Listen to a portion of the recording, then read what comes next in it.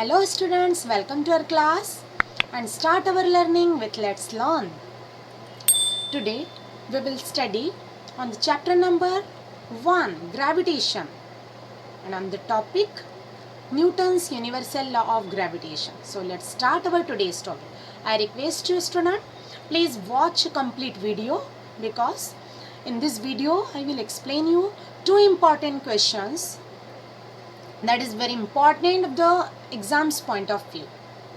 So let's start our today's topic. And first topic is Newton's universal law of gravitation.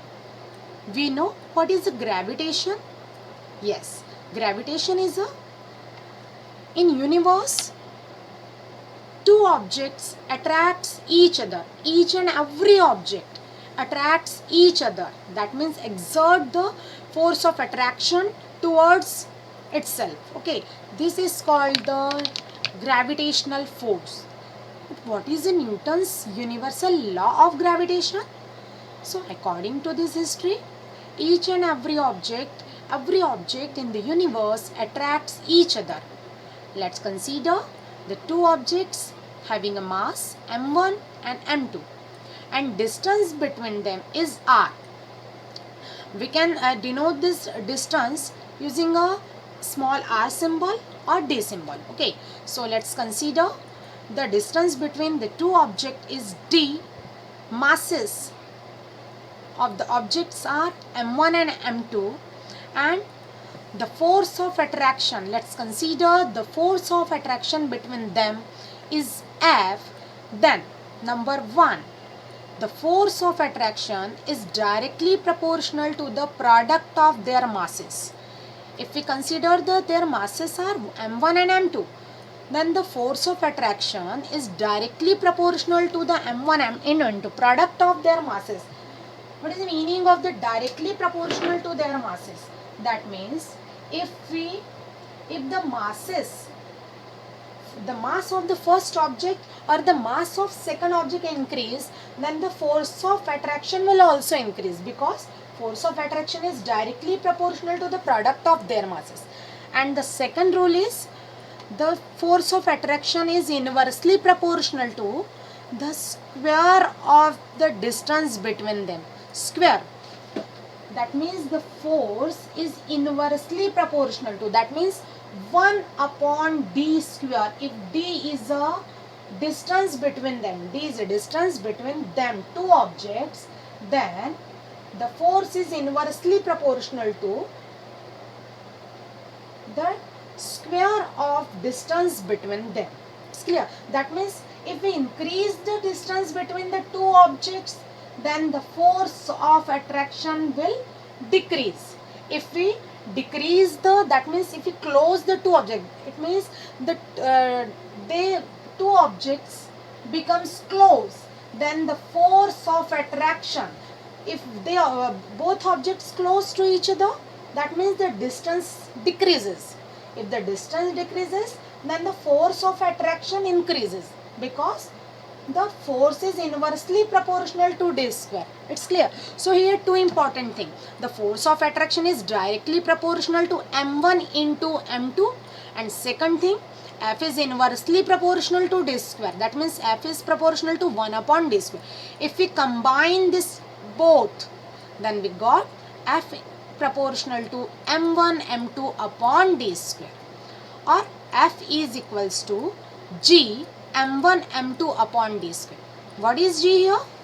G is a constant of proportionality, or is called the universal gravitational constant.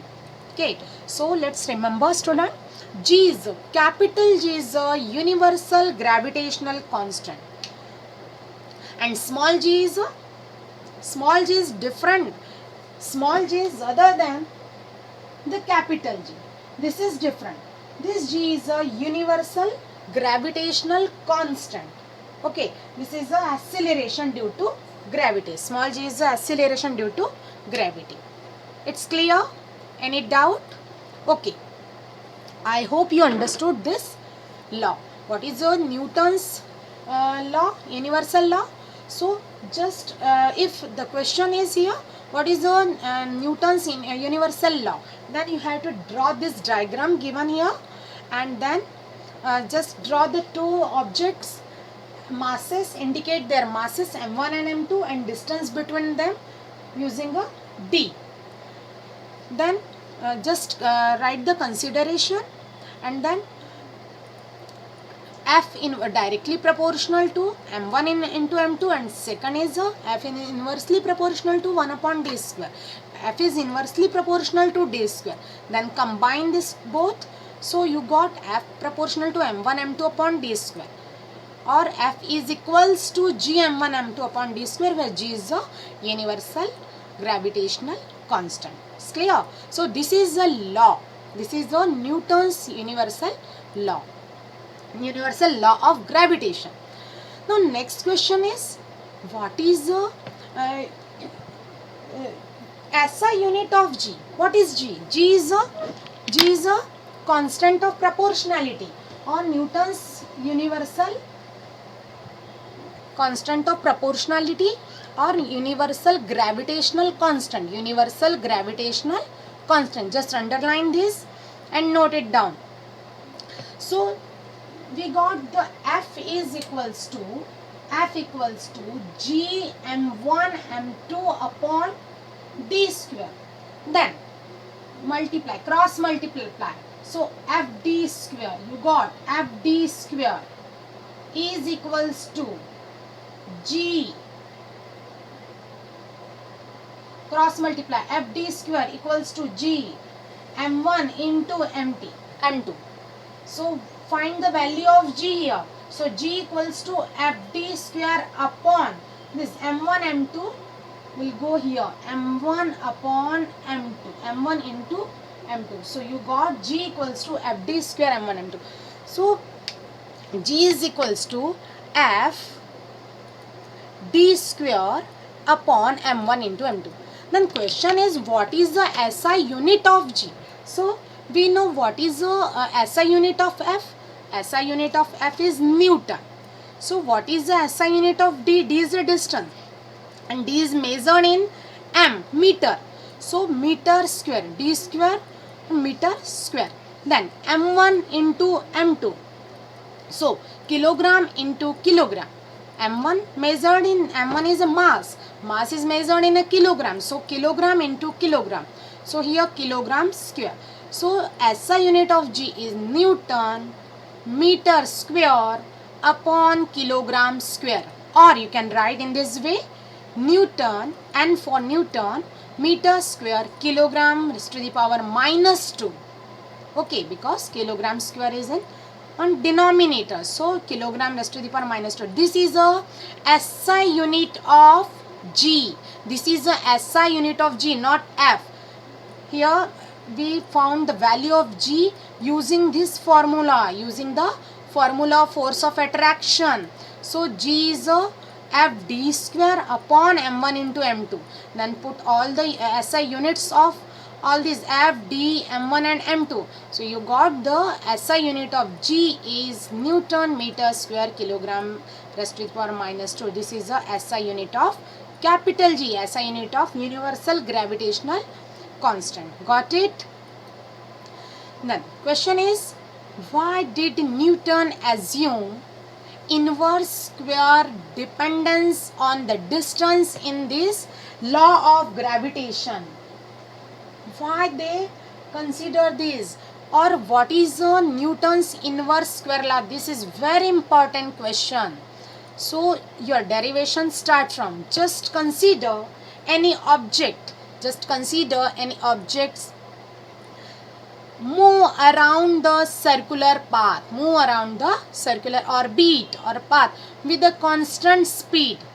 Just assume that the object is any planet. Okay, so this we know, if any object move around the circular path, then the force exerted on the object is a centripetal force. Towards the direction of this centripetal force is toward the center. So then the centripetal force is exerted on the object. Let's consider. First write down your consideration. Just assume that any object having the mass m move around on a circular path. Move around a circular path. Let's the radius of the circular path is r. Let's consider is the radius is r. The mass of the object is m. Then the centripetal force, the force exerted on the object is mv square upon r. So what is the value of F? We know from the Newton's second law. We have this formula. F equals to ma, where a is the acceleration. If any object move on the road, then with the acceleration a, then the F equals to ma. So here m. What is the value of acceleration? Acceleration is equals to velocity upon time. Okay, so here mv upon time we can write in this way, mv upon t. Now we know what is the t, what is the value of t. You know the formula distance velocity, the value of velocity equals to distance upon time. We have this formula, velocity equals to distance upon time. Using this formula, the value of t equals to, cross multiply, value of t equals to d upon v. So d upon v. So put here t equals to d upon, d means a distance, so r upon v, so just multiply here this r. So mv upon r, or we can write mv square upon r. So this is our formula of the centripetal force. So F, we have this formula, F equals to mv square upon r. Now if the distance traveled by this object in a complete one round, that means the circumference of this circle, and we know what is the circumference of circle. What is the formula? 2 pi r.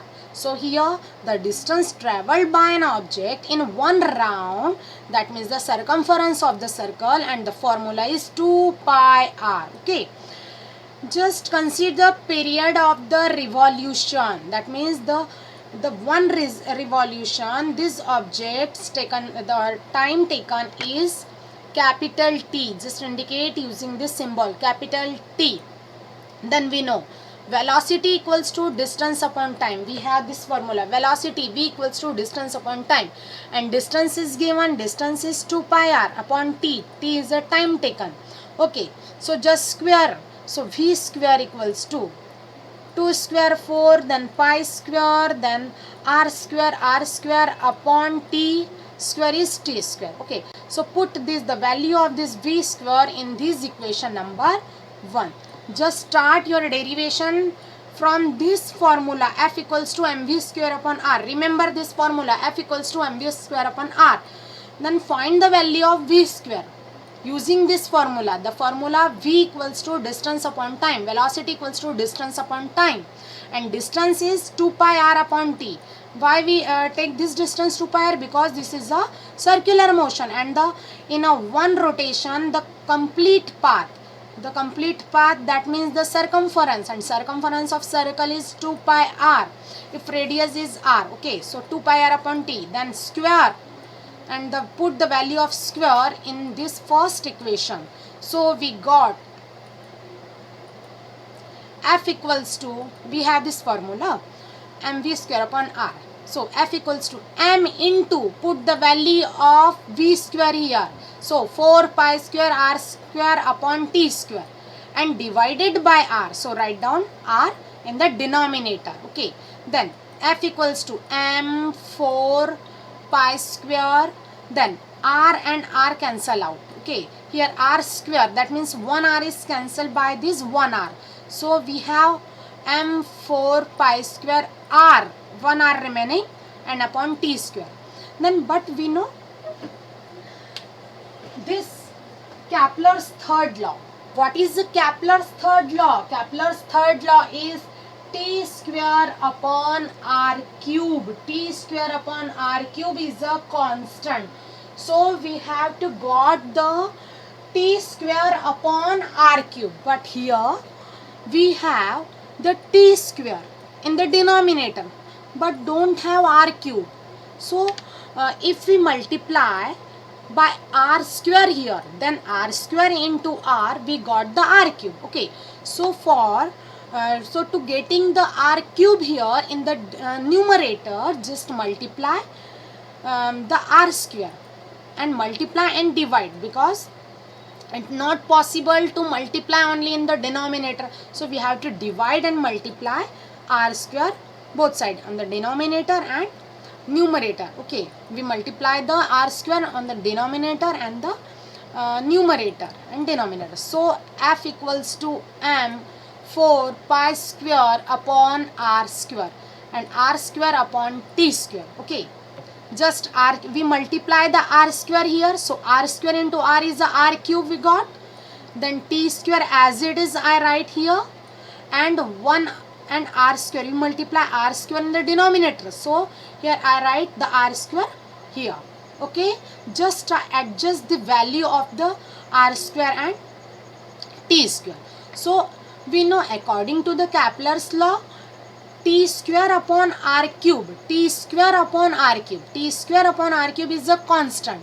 So but here we got the opposite, r cube upon t square. So just write here f equals to 4 m, just arrange here, arrange this constant in this form, 4m then pi square upon r square and into k. That means we write here 1 upon k, because we got the opposite of the Kepler's law. Kepler's law is the t square upon r cube is the k, and we got the r cube upon t square. So just write the k in denominator here. But here k is a constant, 4 is a constant, 4 is a number and number is constant always. M is a constant because m is the mass of the object, and mass of any object is a constant. Pi is also constant, so pi square is constant. So in this formula, 4m pi square and k is constant, we know using this Kepler's law. So all these values are constant, but here r square is not constant. So this formula proves that f proportional to 1 upon, because all the numbers, all the variables on the numerator is constant. So write here 1 upon in the denominator only r square is remaining. So 1 upon r square. So this is our derivation. We prove this is a Newton's inverse square law. This is very important question from the exam's point of view. Okay, if you got any query, then you can message me. I will solve your problem. Okay, and join the Google Classroom using this code and to get homework, notes and solutions. Thank you very much.